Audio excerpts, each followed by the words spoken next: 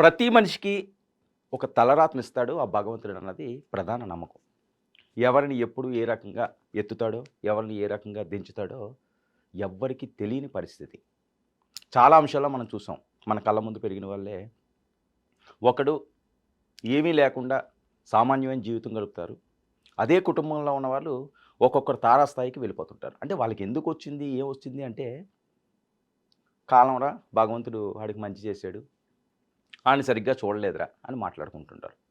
కానీ మనం చేసే ఏ పని వెనకాలన్నా ఏదో ప్రతిఫలం ఉండి చేస్తాము అని కొనసాగించే ఆ పని ఏదైనా సరే చాలా తక్కువ సక్సెస్ చూస్తుంది అని.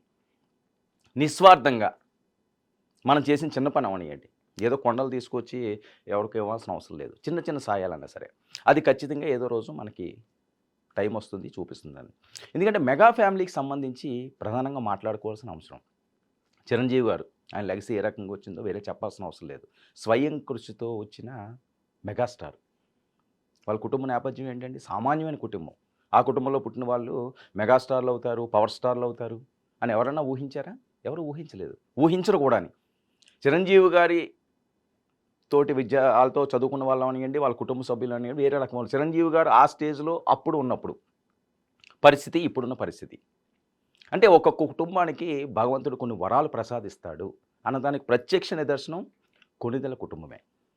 ఎందుకంటే ఒక సామాన్యమైన స్థాయి నుంచి మొదలైన వాళ్ళ ప్రస్థానం ఈరోజు ఎక్కడో శిఖరాగ్రాలకి చేరిపోయింది. చిరంజీవి గారి లెగసీని కాసేపు పక్కన పెడితే పవన్ కళ్యాణ్, కొణిదెన పవన్ కళ్యాణ్ పవరు. అక్కడ అమ్మాయి ఇక్కడ అబ్బాయితోటి అరంగేట్రం చేశాడు.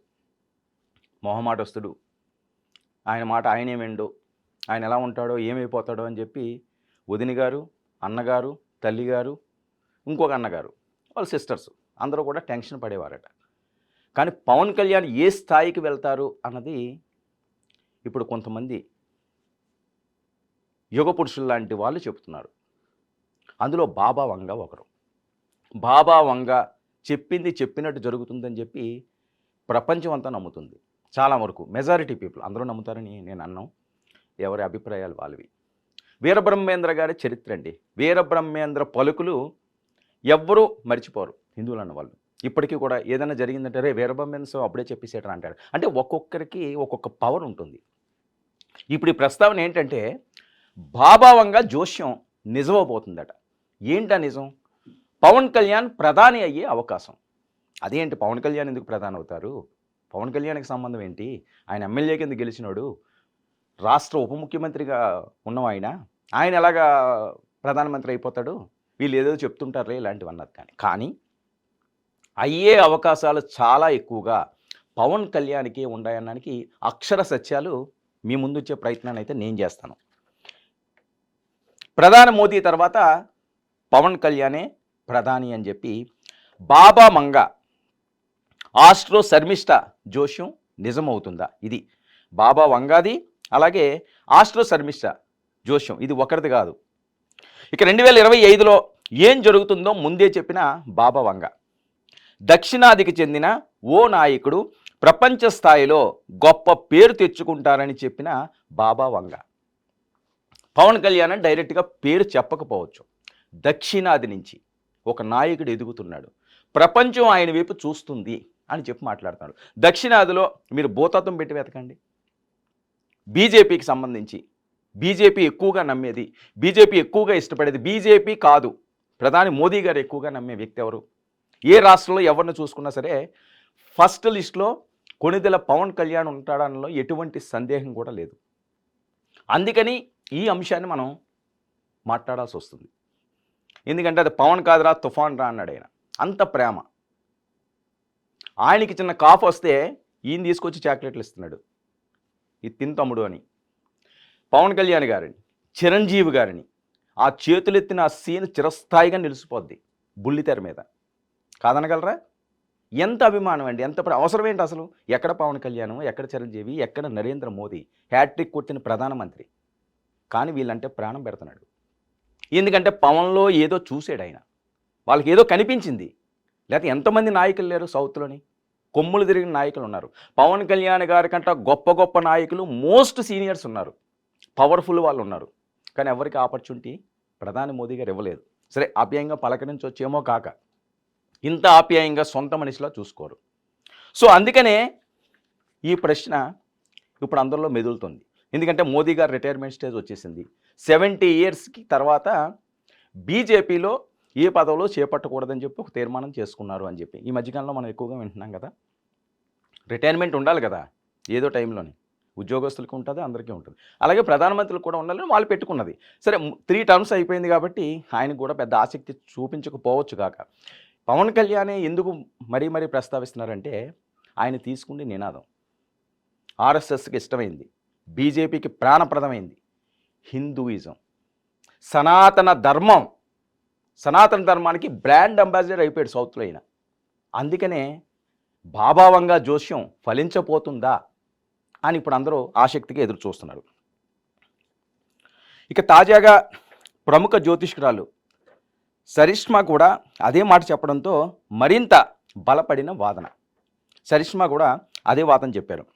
ఇక బల్గేరియాకి చెందిన బాబా వంగాకు భవిష్యత్తును చూసే దైవిక శక్తి ఉందని కోట్లాది మంది నమ్ముతారు. ఏం జరగబోతుందో ఆమె ముందుగా చెప్పిన చాలా ఘటనలు నిజంగానే జరగడంతో వంగాపై పెరిగిన అపారమైన నమ్మకం. ప్రతి ఏటా ఆ సంవత్సరంలో ఏం జరగబోతుంది బాబా వంగా చెప్పేవారు. అనేక విషయాలపై ప్రపంచవ్యాప్తంగా ఇదే ప్రత్యేక చర్చగా కూడా మిగిలిన సందర్భాలు ఎన్నో ఉన్నాయి. 2025 గురించి బాబా వంగా చెప్పిన విషయాల్లో ముఖ్యమైనవి. ఈ ఏడాది ప్రపంచానికి విషాదంతో నిండిన సంవత్సరం. ఇందులో భూకంపాలు, సునామీలతో పాటుగా చాలా ఊహించని ఘటనలు చోటు చేసుకుంటాయని చెప్పింది.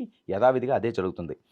ఇక సిరియా పతనం నుంచి మొదలు తూర్పు పశ్చిమ దేశాల మధ్య గొప్ప యుద్ధం జరగవచ్చు, యుద్ధం జరుగుతుంది. 2025ను విషాద సంవత్సరంగా అభివర్ణించిన బాబా వంగా. నిజంగా అలాంటి విషాదాలే ఉన్నాయి. మనం చూస్తున్నాం ఎన్ని సంఘటనలు జరుగుతున్నాయి. ఒకటా రెండా? యుద్ధాలు అసలు థర్డ్ వరల్డ్ వార్ వచ్చే విధంగా కూడా గంటికలు మోగిస్తున్నారు, అణుబాంబులు అంటున్నారు. ప్రపంచం ఏమైపోతున్నదో తెలియని పరిస్థితి, ఎవరి చేతుల్లో ఉందని తెలియని పరిస్థితి. మరి బాబా వంగా చెప్పేదన్నీ కూడా అబద్ధాలు అనుకోవాలా? కళ్ళ ముందు కనిపిస్తున్న సత్యాలు కదా ఇవి. ఇక ఈ ఏడాది అంతర్జాతీయ మిషన్ ద్వారా మానవులు ఇతర ప్రపంచాలతో రిలేషన్స్ పెట్టుకుంటారని ముందే చెప్పిన బాబా వంగా అక్షర సత్యం, అక్షరాలా జరుగుతున్న అంశాలు, కళ్ళకు కట్టినట్టు కనిపిస్తున్న దృశ్యాలు ఇవి. ఇక యూరోప్లో వాతావరణ మార్పులకు ప్రజలను ఎక్కువ ప్రభావితం చేస్తాయి. చెప్పినట్టే ఢిల్లీలో భూ ప్రకంపనలు చోటు చేసుకున్నాయి. హిందూ మతం గురించి కూడా ప్రస్తావించిన బాబా వంగా దక్షిణ భారతదేశానికి చెందిన ఒక నాయకుడు ప్రపంచ స్థాయి పేరు తెచ్చుకుంటారన్న వంగా. ఇక రష్యా కూడా హిందూ మతాన్ని ప్రచారం చేస్తుందన్న బాబా వంగా. తాజాగా ప్రముఖ జ్యోతిష్కురాలు శర్మిష్ఠత కూడా ఇదే మాట, ఆమె కూడా ఇవే పలుకులు పలుకుతున్నారు. ఇక మోదీ తర్వాత జాతీయ రాజకీయాల్లో 3 వ్యక్తులు జెండా ఎగరవేస్తారని చెప్పిన శర్మిష్ఠ జాతీయ స్థాయిలో జెండా ఎగరవేసే వాళ్ళలో ఫడ్నవీస్, పవన్ కళ్యాణ్, అన్నామలై, రాముడికి హనుమంతుడిలా మోదీకి పవన్ కళ్యాణ్, ఇది ఎక్కువ ప్రచారం జరుగుతున్న అంశం. ఇక భారత్ పాక్ యుద్ధం, ఇరాన్, యుఎస్, రష్యా, యుక్రెయిన్ మధ్య ఘర్షణ. 2029 తర్వాత నరేంద్ర మోదీ ప్రధానిగా కొనసాగుతారా? అమిత్ షా, యోగి, కేజ్రీవాల్ తదితరులు భవిష్యత్తు గురించి ఓ ఇంటర్వ్యూలో షేర్ చేసుకున్న శర్మిష్ఠ. ఎన్ని చెప్పినా దక్షిణాది నాయకులు, ముఖ్యంగా తెలుగువారి దృష్టి అంతా పవన్ కళ్యాణ్ గురించి శర్మిష్ఠ చెప్పిన కామెంట్స్ దగ్గరే ఆశగా ఎదురు చూస్తున్నాయి.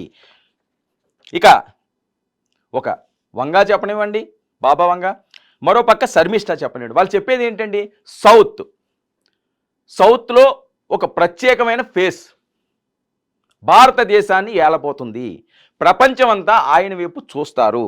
మరి ఆ చూసిన వాళ్ళ దాంట్లో 3 వ్యక్తులు వీళ్ళు చెప్పడం జరుగుతుంది. ఫడ్నవీస్, పవన్ కళ్యాణ్, అన్నామలై. సౌత్లో ఏ రకంగా మీరు చూసుకున్నా ఫడ్నవీస్, అన్నామలై కంట పవన్ కళ్యాణ్ ఫేమే ఎక్కువ ఉంటుంది. తెలుగు రాష్ట్రాల్లోనే కాదు, తమిళంలోనే కాదు, కన్నడ అనే కాదు, మలయాళం అనే కాదు, ఎక్కడ చూసినా సరే పవన్ ప్రపంచం ఉంటుంది. ఎందుకంటే సినిమా యాక్టర్లకి అదొక ప్లస్ పాయింట్ రాజకీయ నాయకుల కంట. ఇప్పుడు ఆంధ్రప్రదేశ్లో ఉన్నారు, ఒక మంత్రి ఉన్నాడంటే ఆంధ్రప్రదేశ్ వరకు పరిమితి అవుతుంది. సరే తెలుగు రాష్ట్రాలు కలిపి ఉన్నాయి కాబట్టి కొద్దిగా పేర్లు తెలిసింది కాబట్టి తెలంగాణ వరకు వ్యాపిస్తుంది, పక్క రాష్ట్రాలకు వెళ్ళే పరిస్థితి ఉండదు. కానీ పాన్ ఇండియా మూవీస్ వచ్చేసిన తర్వాత ప్రపంచం అంతా కూడా ప్రభాస్ ఎవరో తెలుసు ఈరోజు.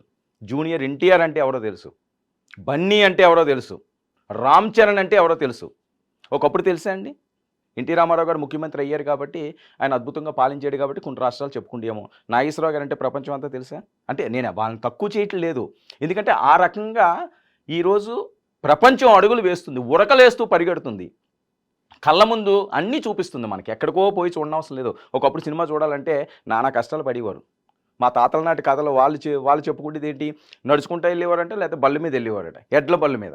ఆ తర్వాత ఏమొచ్చినాయి? సైకిళ్ళు వచ్చినాయి. ఆ తర్వాత మోటార్ సైకిళ్ళు వచ్చినాయి. ఇప్పుడు కార్లు వచ్చినాయి. ఇప్పుడు మన ఇంటి పక్కనే వెలిసినాయి. 6 అడుగులు వేస్తే సినిమా థియేటర్. ఏ కాలనీలో అన్నా సరే.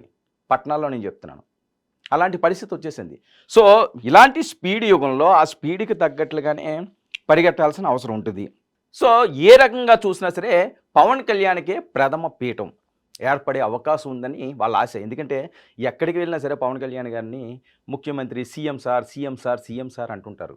సీఎం సార్ కాదు, ఇప్పుడు పీఎం సార్ అయ్యే యోగం ముందుందని చెప్పి బాబావంగా శర్మిష్ఠ చెప్తున్నారు. మరి వాళ్ళ మాటలు కానీ గతంలో జరిగిన వల్ల మట్టుగానే ఇప్పుడు కూడా జరిగితే కొణిదెల పవన్ కళ్యాణ్ భారతదేశ ప్రైమ్ మినిస్టర్ ఎవరికి దక్కనటువంటి అరుదైన అవకాశం సినిమా నటులకి. సరే గతంలో పివి నరసింహారావు తెలుగు వాళ్ళు అవ్వలేదని నేను చెప్పట్లేదు. సో పవన్ కళ్యాణ్ గారు లెగసీ మనం చూసాం. కష్టం అండి, ఎప్పుడైనా సరే కష్టానికి ప్రతిఫలం ఉంటుంది. కాస్త ఆలస్యం అవుతుంది, ఆ కష్టం ఎక్కడికి పోదు. పెద్దలు మనకి చిన్నప్పటి నుంచి నూరు పోస్తానే ఉంటారు. కష్టపడరా కష్టపడరా కష్టపడరా, కష్టపడితే ఏదో రోజు భగవంతుడు చూస్తారు, ఫలితం దొరుకుతుందని. పవన్ కష్టానికి ప్రతిఫలం ప్రధాని రూపంలో దొరికిపోతుందా ఇప్పుడు? ఇది చర్చ.